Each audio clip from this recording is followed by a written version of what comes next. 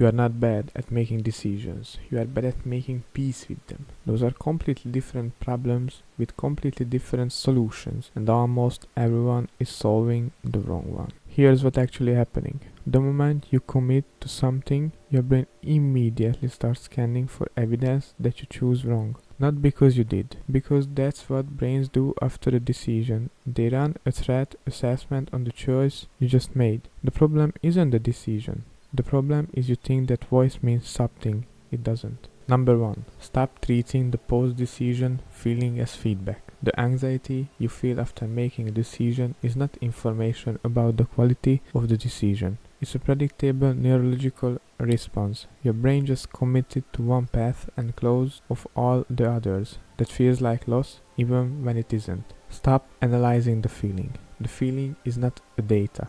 It's a noise. The decision was made with the information you had at the time. The feeling arrived after. It doesn't know anything the decision didn't already know. Number 2. Separate the decision from the outcome. A good decision can have a bad outcome. A bad decision can have a good outcome. Outcomes involve luck, timing, other people, and 1,000 things you couldn't control. Decision involve only the information and reasoning you had at the moment you chose. Judging a decision by its outcome is like judging a weather forecast by whether it rained. The forecast could have been excellent and it still might have rained. If you made the best decision you could with that you knew it was a good decision. Full stop.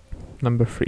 Set a decision deadline and honor it. Most decision regret doesn't come from the decision itself. Comes from the endless weighing before it, which trains your brain to treat the decision as something requiring infinite scrutiny. Then, when you finally decide, the scrutiny doesn't stop, it just redirects. Small decisions get 5 minutes, medium decisions get a day, big decisions get a week. When the deadline arrives, you decide with what you have.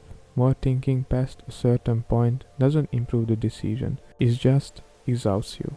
Number 4. Write down why you decided and what you decided. Your future self will forget the reasoning. It will only remember the outcome. And if the outcome is disappointing, it will rewrite the decision as obviously wrong, even if it wasn't. This is called hindsight bias and is the engine behind most decision regretting. Write down 1 or 2 sentences at the time you decide. I choose this because the alternative had risk. Then when the outcome arrives, your future self can't rewrite what's already written down. Number 5.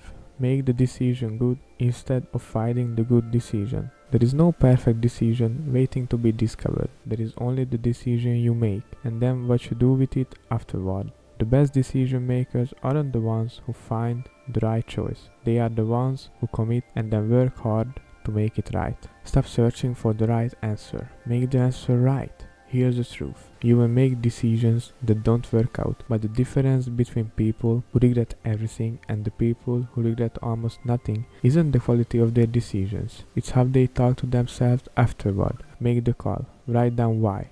Accept the outcome and the decision are 2 separate things. Then go make it good. Hit subscribe and go make 1 decisions you have been putting off.